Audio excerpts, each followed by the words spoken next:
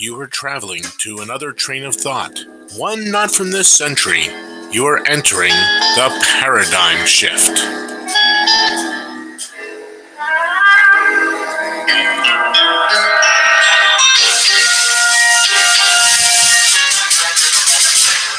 Well, good morning on this, I believe it is Thursday morning. I hope so. March 29th, 2018. This is the Paradigm Shift on the Cerberus Radio Network, and I am Jeff Johnson, your host. And for the next hour, well, not quite an hour, because again, I will be cutting the show off about 9:55. It'll go to some replay on the Radio Co. feed on the radio station for that 5 minutes, and then I will set everything up. And immediately following this show at 10 o'clock will be the Wasatch Report with Suzanne Sherman. I know she's going to pick up a little bit where I am going to touch on this morning. The first subject I talked about, I posted out that I was going to be talking about gun control and the ultimate goal of these Marxists. We'll talk about that first, and then there was a interview on a Conservative Review on their blog. I think it was on their podcast.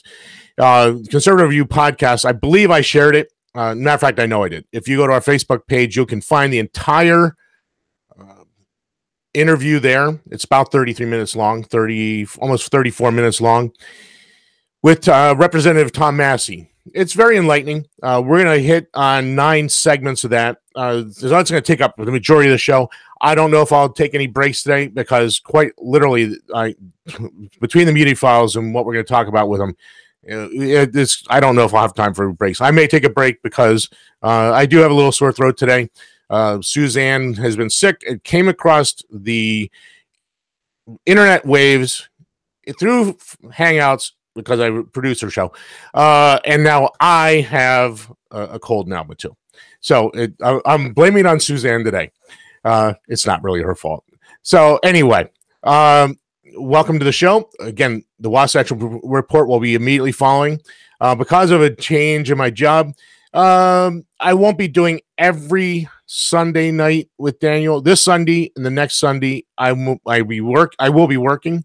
So I won't be doing a show with Daniel this Sunday, though. He's doing an Easter special. So make sure you tune in on Sunday night at 8. Oh, it might be 9 p.m. Because his schedule has changed too. It may be at 9 p.m. Just watch our Facebook page. I'm not sure what time he's doing the show. So you have the Renegade Rambler show on Sunday night. You have the Paradigm Shift. Used to be Monday mornings, but because of different things, it's one day during the week you'll hear me live. And then there's other shows playing throughout the week. At 10 a.m., usually Monday, but again, because of schedule and other appearances on other radio talk on K Talk. I'll plug them. I don't care. Suzanne does a lot of filling in at K Talk now. There may be some opportunities there for her as well. So when she's on there, we post that. Listen to it. You can listen to it online as well. So you'll get to hear Suzanne quite often, whether it's here. 1 day a week, because we always do at least 1 day a week live. Sometimes we have the schedule to be able to do 2, maybe 3. It just depends on our scheduling. So we have that those live shows. We have a lot of podcasts. We have Mike Meharry in the 10th Amendment Center. He has about a 10, 11-minute podcast. And so from 11 to 1, 2 hours, there's a bunch of podcasts in there every day. And I'm adding new ones all the time, so keep listening. Then at 1 o'clock, we have the Brush Fires of Freedom with our good friend Sean Hoffine out of Arizona. It's a great show. Listen to that. That's on every day at 1. And because it's a terrestrial station, it's not a full hour, so there's a period after that. So every day, right behind his is Shift Gold, the Friday Gold Wrap-Up. If you want to learn about some economic issues, listen to the Peter Schiff Friday Gold Wrap-Up. And that's Mike Meharry. So Mike Meharry does the 10th Amendment Center podcast from 11 to 1, and he's also working with Peter Schiff and doing these Friday Gold Wrap-Ups for him. So we have a lot of good stuff there. Then in the evenings at 9 o'clock, we have The Other Side with Justin and Mike. Listen to them. They're not live, but they're podcast plays, and I need to add their newest stuff. I just have been very busy and unable to get all these downloaded and put up on the radio. All right. So the big news everyone's been talking about, I whether it's at work, it doesn't matter where I go, everyone's talking about this big march. What they call it for March for Life, but it's not March for Life. It's a march to give up natural rights. I mean, there was a meme. If I could post them, I'd have the meme here and I'd post it up so you could read it. But there was a meme about, every tyrant in history is laughing and rolling around in their grave, laughing at us because we have people marching to give up their natural rights. So, okay. Yes, Suzanne. Meme. Sorry. Oh,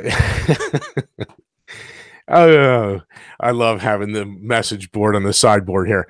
So anyway, the meme that we are having people marching about giving up rights. We have, and truly tyrants. Hitler, who banned guns and did gun confiscation. Mao, the Khmer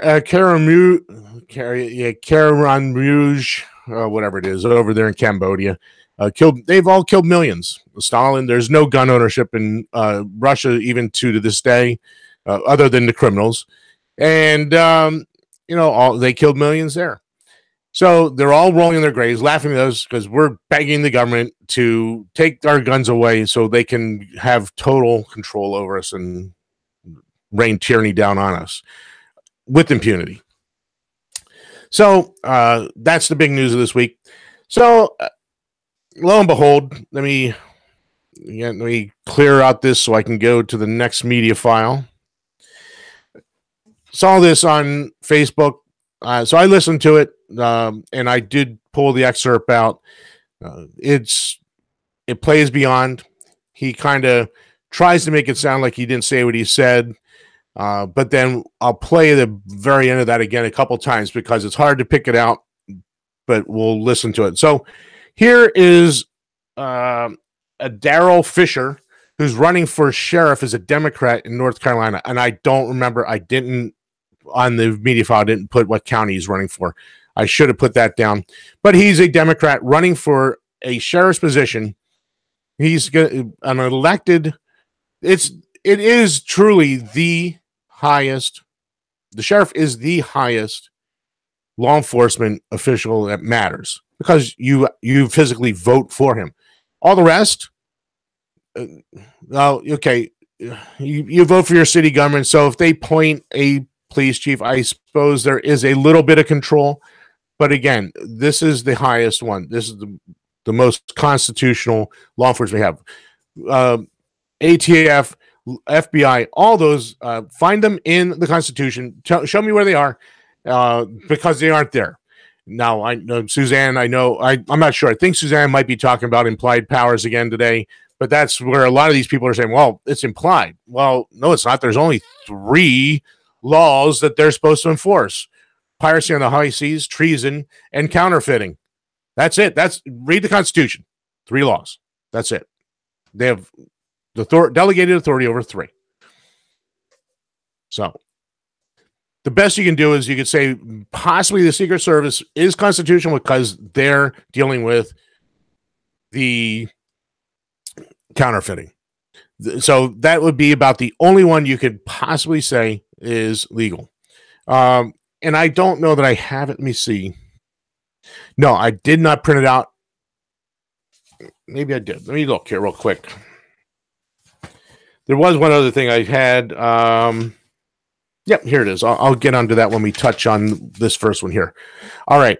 So let me play this Daryl Fisher. He's a Democrat running to be the sheriff for a county in North Carolina. And again, I did not write the county down. So you can look him up online. You can look it up on YouTube. You can look at Daryl Fisher, Democrat. You'll find him. And you'll find this because this is everywhere now. Now, to answer your question, how far do we go? Any weapon that's designed for use by the military, I think we should ban. So he wants to ban anything that's used by the military. Could be used. That's a question.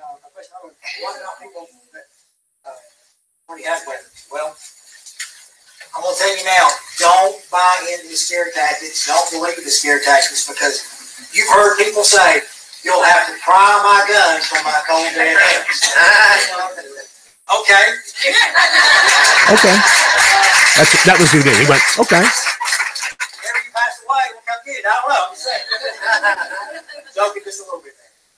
All right. So he tried to walk back a little bit. He tried to say, well, when you pass away, we'll come get your guns. But here, let me go back here. We're going to go back a little bit. I'm going to play this little part here again, because it's really hard to hear this. Joking just a little bit there. Joking just a little bit there. They'll just be a little bit dead. So he really does. He goes, oh, okay, well, I'll pry him from your cold dead hands. That's fine. Okay. And then he goes, well, when you pass away. But he doesn't tell you how you're going to pass away. It's probably going to be because they shot you. They'll just be a little bit dead. See the callousness? See the Marxists? So, okay, here we go. So what do the Marxists want? They want total control. That's it. That's the end of this game. They want total, unfettered control. And as long as you're armed, they can't control you. They do to an extent. We live under tyranny now. Don't be fooled. We aren't a free people. We don't have liberty. We live under tyranny now. But it's not an absolute dictatorship tyranny. It's not Cuba or Russia, the old Russia, the communist Chinese. It's not Kim Jong-un or whatever. It's not that out in your face tyranny yet. If they get the firearms, it will be that out in your face tyranny. They'll kill people. They'll kill the people. Oh, I'll be on the list because I oppose them. Suzanne will be on the list because she opposes them. So, if guns are bad and they need to be banned, we need to repeal the Second Amendment so that they can get control. Well, here we go. Here's a nice story. This is from the Globe. I believe this was the Boston Globe, as I remember. It's not. It just says the Globe on here. And I'm pretty sure it was the Boston Globe. Sorry, I had to mute the mic there. The FDA is stockpiling military weapons, and it's not alone. America's gun culture has been a subject of intense interest and controversy for years. This is a Jeffrey Jacoby, June 26, 2016. So this is not a new article. Okay, I just wanted to back up a little bit and let you know. Not a new article. This has been going on, and it hasn't changed. We're in 2018. I guarantee it's still going on. I can probably find new articles that talk about what they're buying today. With concerns frequently raised about shadowy militias, paramilitary extremists, and unstable zealots in possession of alarming quantities of explosive and firearms. Okay. Who out there is stockpiling explosives? It's certainly not the law-abiding citizens that... what is a militia? The militia is all able-bodied in that day, males between 16 and 65. So it's the people. It's just the average citizenry. They're there to defend their state and defend their communities. But, today now militias, it's an evil thing. Shadowy militias, paramilitary extremists. All right. Enough of that part of that. Amid the current din over assault weapons and body armor, consider one domestic organization's fearsome arsenal of military-style equipment. In the space of 8 years, the group amassed a stockpile of pistols, shotguns, and semi-automatic rifles, along with ample supplies of ammunition, liquid explosives, gun scopes, and suppressors. In its cache as well are night vision goggles, gas cannons, plus armored vests, drones, and surveillance equipment. Between 2006 and 2014, this organization spent nearly $4.8 million to arm itself. Yet its aggressive weapons buildup has drawn almost no public attention. Does all this firepower belong to a jihadist terror cell? A right-wing hate group? Okay, of course. If it's a hate group, it has to be right-wing. A vicious urban gang? None of the above. It is the Animal and Plant Health Inspection Service, an agency of the U.S. Department of Agriculture. So just a sub-unit of the U.S. Department of Agriculture spent over 8 years, $4.8 million to arm itself. And what does Animal and Plant Health Inspection Services need all that weaponry for? Seriously. What is that farmer out there going to throw a stock of an ear of corn at him or something? And well, we need that body armor in case he throws an ear of corn at us. Okay, an agency of the U.S. Department of Agriculture that has built up such a formidable collection of munitions, and far from being an outlier, it is one of dozens of federal agencies that spends lavishly on guns, ammunition, and military-style equipment. A report issued this month by American Transparency, a nonpartisan watchdog that compiles data on public expenditure and chronicles the explosive and expensive trend towards militarization of federal agencies, most of which have no military responsibility. Between 2006 and 2014, the report shows 67 federal bureaus for the English-speaking people, 67 bureaus, departments, offices, and services spent at least $1.48 billion on ammunition and material one might expect to find in the hands of SWAT teams, special forces soldiers, or terrorists. So, what is the ultimate goal of these Marxists? What do they really want? You've heard people say, you'll have to pry my guns from my cold dead hands. Okay. If you think that these people aren't serious, he tried to make it sound like it was a joke afterwards. Listen to the response.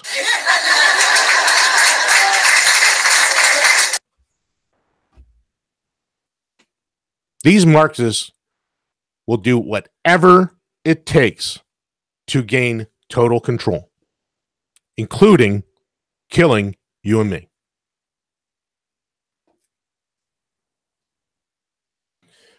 This is a deadly game that's being played, folks. This isn't just a bunch of kids standing there on the steps of Washington, and how all those kids got there, who spent all that money. I mean, follow money.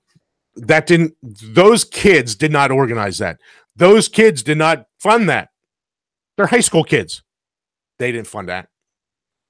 Follow money. These Marxists, okay, it's down there. These Marxists will do whatever they need to do to gain total control, including killing us. And this guy just perfectly stated it. It's very obvious. So when you hear people talking about repealing the Second Amendment, okay, again, Suzanne and I talked about this a number of times, and I'm going to just hit this for a minute, and then I have to move on to Thomas Massie. Even if they repealed the Second Amendment, it would make any difference. If the Constitution were being obeyed as it was originally intended, if they obeyed the limitations of the 18 enumerated powers, if they obeyed it, they could repeal the Second Amendment and it would change nothing for you. Why? Because in those enumerated powers in Section 1, in Article 1, Section 8, there is no delegated authority to the federal government to regulate firearms, to confiscate firearms, to have anything to do with firearms. They have no legislative authority. The president's not given any authority. The president is there to execute the laws passed by Congress. The legislature, people say co-equal branches. No, it wasn't. The legislature had all the power. They created the laws. The president was merely there to execute them. And the weakest branch, the judicial. Yet today, we have 9 politically connected lawyers in black dresses. They rule as an oligarchy. What they say rules all 320 million of us. The weakest branch is now basically can dictate new law to you.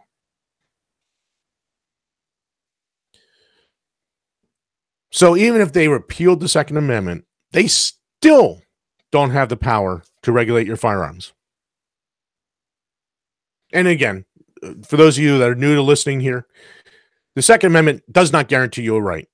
The Second Amendment is an absolute restriction on the federal government. Read the preamble. I'm not going to read it again today. We've read it a million times.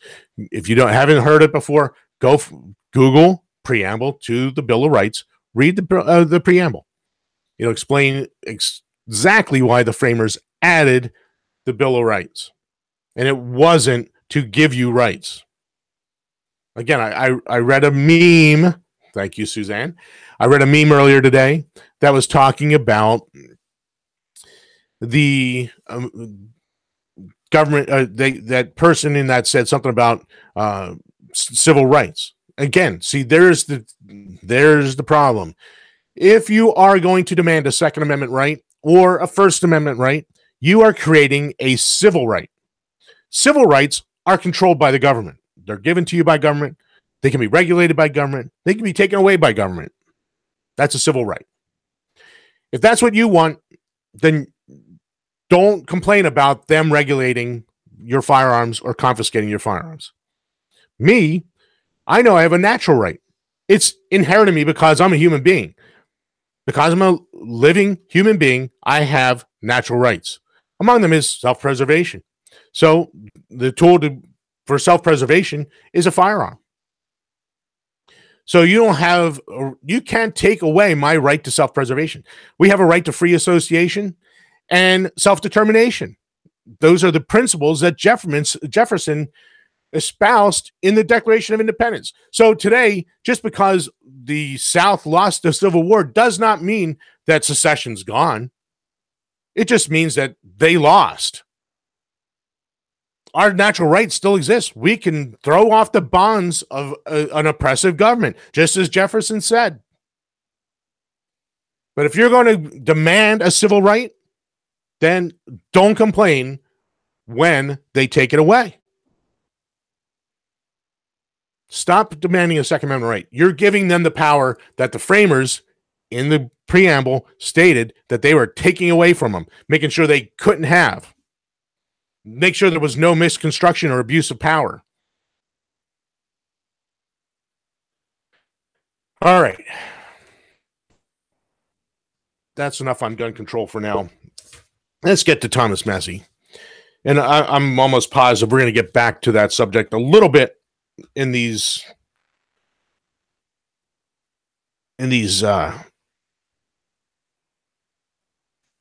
different sections of this.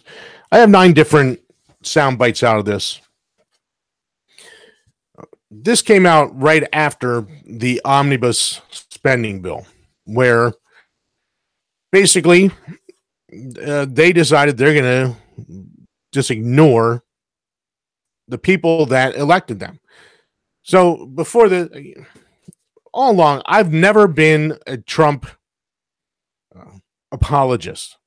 I was never a Bush apologist. I won't apologize for any of these people because they're wrong. 99% of the time, they're just plain wrong.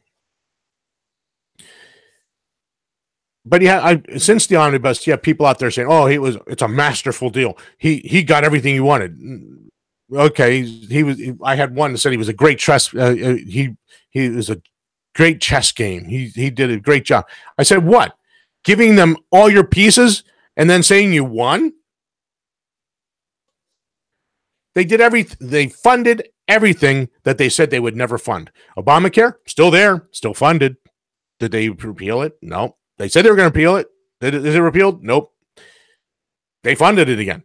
Planned Parenthood. Oh, we're going to repeal. We're going to take away their funding. No more funding for Planned Parenthood. What did they do? It's funded to the tune of $500 million in this omnibus bill for this for 2018 for the next 7 months, next 9 months. So $500 million, they're going to keep killing babies after all these pro-life Republicans said, "Oh, we're going to end the funding to them so they can't kill babies." Well, they lied again. They funded them again. DACA, not gone. Funded again. Sanctuary cities, well, we discussed this. Suzanne and I have a different take on that, but let's just go with this. They're funded. Military nation building and policing the world, funded. Matter of fact, they raised the spending. They raised their budgets in the House and the Senate. Well, I will take that back. I'll walk that back a little bit. I think it was just the Senate. They raised their spending, so they gave everyone raises so that they can create more laws to make us less free. So they did everything that we sent them there not to do, and they are still doing it. So clip one. Let's start with this first clip. Let me get it queued up here.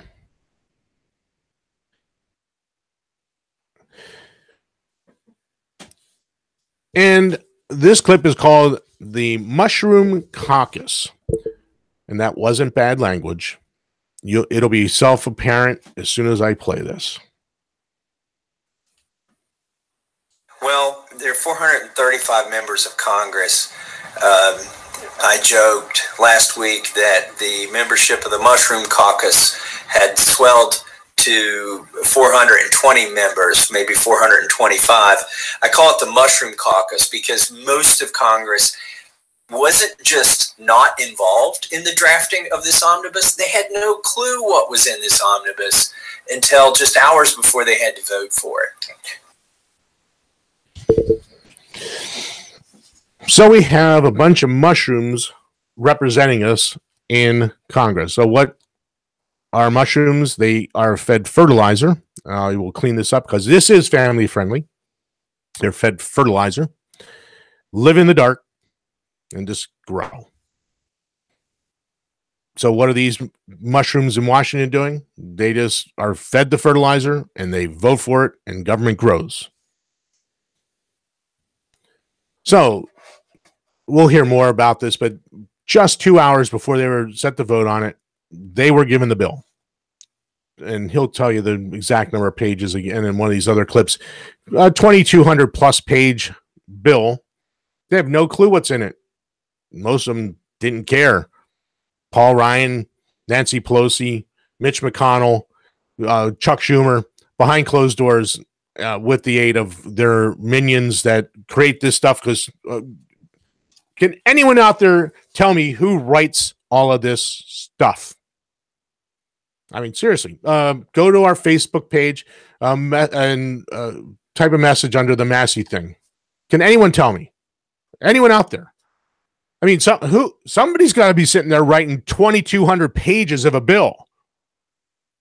It's got to be the staff of these people. That's who it is. It's not these representatives. Most of these representatives are too stupid to even know how to write a bill. So it has to be a bunch of lawyers that they hire on their staff that sit there and have nothing else to do all day but write this crap. This drivel that's foisted on us as law. Again, don't forget, an unjust law is not law. It's null and void. Jefferson, read it. Virginia and Kentucky resolutions. So we have a bunch of guys and gals sitting there, given their marching orders by the leadership in the Republican and Democrat Party. And don't be fooled. They're all in it together. They're in on it together. They're all doing the same thing. Again, by saying two sides of the same Marxist coin. They're all in on it together. And he said there's 425, 420, maybe 425. So that means, think of this. He's saying that there may be 10 of them. At best, 15 that oppose that type of the way they're running this government. Okay, let's go to clip 2. And this clip is called Government by Social Media. I saw some of your tweets. You were tweeting about how you yourself didn't know what was in it. You were actually Googling for leaks from reporters. Yes, I was trying to follow the tweets of reporters who were scouring the halls for any leaky staffers who might know something. And honestly, I got more information that way than I did from our GOP conference. At one point, at the beginning of the week, Jim Jordan stood up and asked Paul Ryan 6 questions. Is Fix Nix in this? Is the internet tax in this? Is the tunnel in this? And he got not a single answer for any of the 6 questions. So we have a representative that's going to be voting on $1.4 trillion of theft from us. But again, where's this money coming from? Does anyone out there believe that government has money? I mean, if you believe that government has money, I feel sorry for you. Government has $0. The only money they have is what they steal from us, we, the people. Stuff they print, which is basically an unseen tax, because what they're doing is inflating the dollar. So if at one point there was $101 bills, they are printing another $100 bills and putting it out there, and now your money's worth 50% less. It's a tax on you. It's an indirect hidden tax. That's Ron Paul called it the hidden tax. Inflation is the hidden tax. When they print money, they are taxing you. It's just a hidden tax. So just because they printed money doesn't mean they had it. It's just they created it out of thin air. Or they borrow it. And who's on the hook to pay for it? You and me. They still don't have the money. They just borrowed it from some other country or whoever. Doesn't matter. We're still on the hook for it. And so here we are. We have a representative going to Twitter and following different reporters, trying to get information on what's in a bill that he's going to have to vote on, because the people he works with aren't even given the information. Again, going back to the Mushroom Caucus, they didn't get it until 2 hours before the vote. And just to find out what was in it, he was going on social media. And one of them even directly asked Ryan if the Fix Nix gun control, let's just be honest, they put gun control in this. Again, these were Republicans. They said, oh, no gun control, no gun control. The NRA is behind us. Yeah, what do they put in there? Gun control. Asked if that's in there. Got no answers. Is this the representative government you vote for? That they have to go to social media to find out what the heck's going on? Seriously, is this is what you wanted?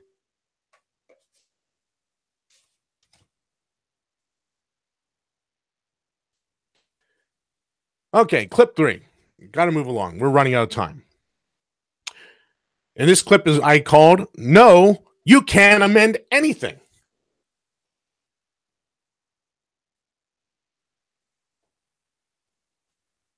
Just to be clear, voting for this procedural rule prevented members from offering amendments to the bill to try and improve it. That's correct. So the bill was introduced at 8 p.m. roughly on Wednesday. By 10 p.m., we had to have our amendments. If we wanted to amend this bill, we had to have our amendments offered and 30 copies delivered to the Rules Committee within 2 hours. Imagine that, Chris. Okay, a 2,232-page bill.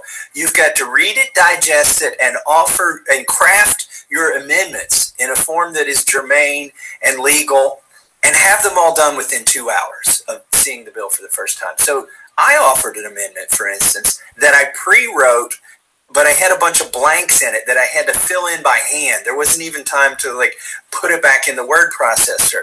I assumed there would be the fixed nicks gun control language in this bill. I'd heard a rumor from one of those tweets from a reporter who got a leak from a staffer that it was going to be in there. So I wrote an amendment. I couldn't possibly know what page or line it would show up on, so I left those blank. As soon as the bill came out, did a word search, found it on page 1982, the fixed nicks language. It filled in the blanks, got 30 copies, ran to the Rules Committee. By 10 p.m., about half a dozen other members had managed to submit amendments, for instance, to defund sanctuary cities or to defund Planned Parenthood. These things we promised our electorate, which were not in the bill. And mind you, I was trying to take something out of the bill that we promised our electorate we wouldn't do, which is gun control. Okay, the Rules Committee met. They came up with their resolution that said that not just one of our amendments would be disallowed, but all amendments would be disallowed. They didn't allow a single member of either party to even get a vote on an amendment, and that was contained in that rule package that they put on the floor a couple hours before the omnibus. So this is just the thing that's hard for me to wrap my head around. Most Republican members voted to let the leadership cram us down, voted to subvert our voice in Congress.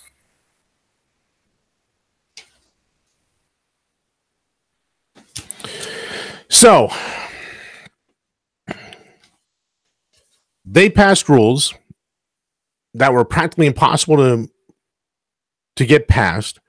Massie and a few others had their amendments already made because they had to go to Twitter and get some leaked information from a reporter, so they knew that something bad was in there. They made up the thing.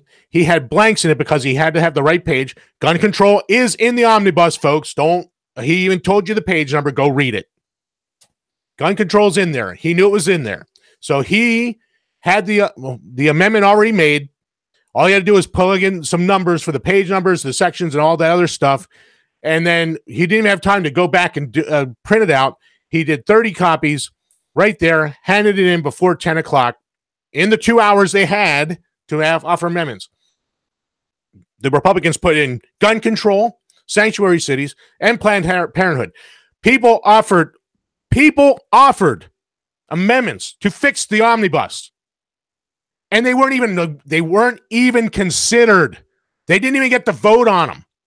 The Rules Committee, run by Paul Ryan, Nancy Pelosi, they made sure that they could not amend anything. They crammed it down our throats, folks. This is representative government. This is what you vote for every time. You're voting and hoping and coping. Come on. Start to open your eyes. Start to think a little bit. This is not... Why in elementary school did we have the Revolutionary War? What is the line that always comes up in our dumbed down history? Why did we go to war? Taxation without representation. This is representation? Good grief, folks. All right. Quick interruption. Go ahead. Here's what I hear from the apologists. Well, it's not the budget. It's just an omnibus bill. It's a stopgap measure until we get a budget. And somebody actually called me after I was on K Talk. This is Suzanne, by the way. Good morning, everybody. And they said, well, Trump said that he really hated to do this and he'll never do it again, but he had to fund the military. So I said, okay, so let's say your wife tells you, you know, I cheated on you last night. I hated doing it. I'll never do it again. We okay, right? And people just say, yeah, this is okay. When he uses the military to justify this, they're the ones. Congress is the ones, are the ones art of the deal. Trump is art of the kneel. He should have just done what James Madison did, vetoed the damn thing. They know if they attach this to military funding, they can get away with anything. Yep. And I don't know how many I've seen. Like I said, had one said, oh, it was a great chess play. He got everything he wanted. Now he can spend the money on anything he wants. And you know what? Yeah. To a certain extent, he's correct. Because he can spend it on anything he wants now. But the fact of the matter is, he had the obligation as president, if it was a bad bill, to veto it. Period. That's his response. It wasn't to go, well, I'll hold my nose and sign it, but I'll never do it again. No. If he had any spine, any guts, and was a real president, he would have vetoed it. Because we weren't represented in that. I just proved to you that we were not represented at all in this omnibus. This was all about them, their power, their money, their wealth. It's about them. They're getting rich. We get to pay the bills. This truly is taxation without representation. If they fought a revolution over that, supposedly in 1776, over a 3% tax on tea, what are you going to do over this massive theft of your wealth? And I'm not calling for violence, but I am saying that the states need to do something. And the answer lies in the states. The states need to stand up and act like states. Do you have anything else to add before I move on to the next one, Suzanne? Nope, you go right ahead. Okay. I got to move on because it's 43, and I'm on number 4. 4 of 9. All right, number 4. Okay, I'm not going to give you this because I'll ask this when we get to it. I'm going to play this, and I'm going to stop it. It's going to start, and I'm going to stop it because okay, I'll play it, and I'll stop it, and you'll know exactly why I stop it. Given that members of Congress represent the American people, who in God's green earth do the representatives represent? Do, as the interviewers say, do those representatives represent the American people? I'm going to clean it up. This has me so hot. No. Heck no. They do not represent the American people. So who do they represent? Okay. So if they don't represent the American people, they represent the state, right? They absolutely, that's it. That's the answer. They represent the state. No, heck no. They don't represent the state. Okay, then who do they represent? They represent their friends, families, and neighbors. They're representing the district they're elected from. They're supposed to be representing you. Your representative is not supposed to be representing the state. They're supposed to be representing that little district because they're your neighbor. They're your representative. They're going there to protect your interests. But no, today in civics, they're taught that the representatives, they represent the American people. This big blobistan of America. The United States of America. Singular. I said it on purpose. This is the ridiculousness of this whole situation. People sit out there and go, oh, yeah, he represents the American people. No, he doesn't. Massie represents a district inside Kentucky where his family and friends and neighbors live. Those are the people that matter to him. Those are the only people on this 50-state union that matter to Massie. My representative, the only ones that should matter to him is the little people in this little district here. But no, they represent the American people. Good grief. I'm sorry. This is just infuriating. The fact that people actually believe this drivel. All right, let's go. I'll play it again. Members of Congress represent the American people. Is what you're saying that these representatives who voted for this rule surrendered the power of representation? Yeah, absolutely. They succumbed to the swamp by voting for the rule. And now, don't get me wrong. There are punishments if you don't vote for the rule. You know, this is when, as soon as you're sworn into Congress, they take you over to the corner and say, listen, there's one rule here. Never vote against the rule that comes out of the Rules Committee. And of course, they will try to take away NRCC funding for your race if you have a close race. In fact, after this rule vote happened, you could see our leadership with a printout of the 25 Republican members who dared to vote to have some say in this bill. And they were scouring it. They were sitting over there at the leadership table, like just going through the list. I'm sure they have lots of nasty stuff planned for us. So that representative that you vote for to go there to act as your representative, to represent your district's interests, has to worry about the punitive actions of the elites that run these parties. That's the representative government that you vote for. This is the people that you send there. So they're going to have chairmanships. They're going to have committee appointments. They're going to have money for their races taken away as punitive action because they defended your interests in your district. Massie defended the interests of the people in his district. And they're going to punish him for doing the right thing.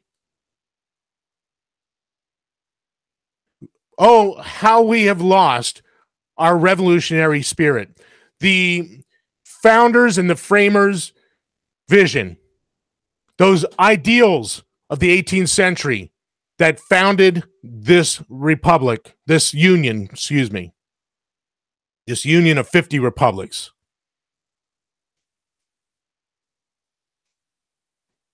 All right, let's move on to 5. Like I said, I'm running out of time, so let's move on. Number 5. All right. I'll just play it. I'm not going to give you the... Now, you mentioned earlier that the amendments that you were going to offer were going to keep promises that Republicans have made to the American people, not just in the campaign trail, but in the Republican Party platform. What message is the Republican Party sending to voters leading up to the 2018 midterms about how they treat their platform? Well, you know what's interesting about the timing of this omnibus? There are some primaries out there, some primary races, but a lot of the filing dates have already passed for people to file to primary the sitting Republican. As you well know, most of these districts are either red or blue. And most of the betrayal came not from the purple districts, but from the Republican congressmen who are in safe red districts. Districts that Donald Trump won by 10, 20, maybe 50 points. Okay, that's where the betrayal came from. That's where the primaries could originate. But you see, the Texas primaries have already happened. Okay, that's the largest Republican delegation. And you can see a lot of betrayal when you look through the roll call from a lot of red districts there in Texas. Well, they were comfortable in betraying the electorate because not only had the filing date closed, but also the primaries had happened. And in a lot of other states, for instance, my state of Kentucky, the filing date has already passed. So if a credible challenger wanted to get in the race on the basis of this betrayal, it's too late. And it's a very similar situation in many other states. So I had called this, we'll screw you and there's nothing you can do about it. So they wait to a point after all the primaries are done, all the filing dates are gone, so you can't run someone against them. and they'll betray you. They'll do what they really want to do. They want to consolidate their power. They want to push through their gun control. They want to push through the Planned Parenthood. They want to push through everything that's unconstitutional. They'll just push it through because now it's too late. You can't do anything about it. You're powerless to do anything about it. Try. Like you said, go try to run someone against some of these people. Safe red districts in Texas. Safe red districts all over Pennsylvania. Safe red districts all over Utah. All those people, I bet you anything, they all voted for it. Why? Because they're safe. You can't do anything about it. Tough luck. Sorry about your luck. Vote for the Democrat then. This is a suicide pact, folks. This Constitution is a suicide pact. If the states don't stand up and act like states and start saying no and truly mean it, it's a suicide pact. We're done. There is no fixing this. All right, I got to skip one. I have 4 minutes to do this one here. I'm going to skip 6. Let me go right to 7 because this one here goes back to what we talked about first thing. It's on this show, gun control. Excuse me, got a cough. All right. Wait to hear this one. I'm not even going to read what's on here. What I wrote this down. Let's see. Yeah, I'm going to play this. Wait for this one, Suzanne. You're going to love this one. Now, I wanted to ask you something about that's near and dear to you. You're a very strong supporter of the Second Amendment. Yes. When you get the NRA robocalling against you in your district because you're too pro-gun and therefore a little bit of gun control, then you may be a very strong supporter of the Second Amendment. All right, I'm going to stop it right there. Suzanne, what have we been saying about the NRA in relation to other things? If you're there, if you're not there, go ahead. I'm right here. What? Yeah. I have said before that the NRA is to gun rights as pro-life is to ending abortion. It is ultimately about raising finances, and if they were to solve the Second Amendment problem and get the federal government out of firearms entirely, they would cease to be the National Rifle Association and would not be able to have these campaigns to raise funds on a national level. As long as we keep this issue at a national level where it does not belong, they can keep their constituents, their members fired up to send more money. I get calls all the time. I just got one the other day, and these poor callers, like it or not, get a little lecture on federalism, and then they move on their merry way. So, I'm no friend of the NRA. I do like the fact, though, that the membership is just increasing exponentially. Donations are sky high, not because I think they deserve it or they need it, but it's sending a big middle finger to these Tide Pod munching little Marxist scumbag snot-nosed brats going on this march to take away our firearms. All the while, they're under police protection. The police have guns, by the way. Yep. I mean, I'm going to play this clip again because it bears playing. Okay. Because I want these people the people out there, you need to get this straight. Listen to what he says. Now, I wanted to ask you something about that's near and dear to you. You're a very strong supporter of the Second Amendment. Yes. When you get the NRA robocalling against you in your district because you're too pro-gun and therefore a little bit of gun control, then you may be a very strong supporter of the Second Amendment. The NRA is opposing a strong voice against gun control because they are in favor of a little gun control. Let that sink in. That's the final thought on this one here, on this whole omnibus. The fact that they are so willing to put the screws to us. They don't care about, I'm going to say it, you all know that my position on this. They don't care about the Second Amendment gun rights. And again, we know, don't give me evil messages. I know. They don't care. The NRA does not care about your rights. They want the money. They want the money. Follow the money. They're opposing a strong defender of your natural right to keep and bear arms, to self-preservation. They're opposing him. And they're agreeing with a little gun control. Think about that. I got to go. Suzanne's show will be starting in about 5 minutes. I didn't get to that whole thing. I hope that I opened your eyes a little bit about this government. They are not our friends. They are not our representatives. They are representing themselves. All right. Oh, let's find the music here. Oh, that's right. No breaks. I didn't figure I was going to find time for a break, and I didn't.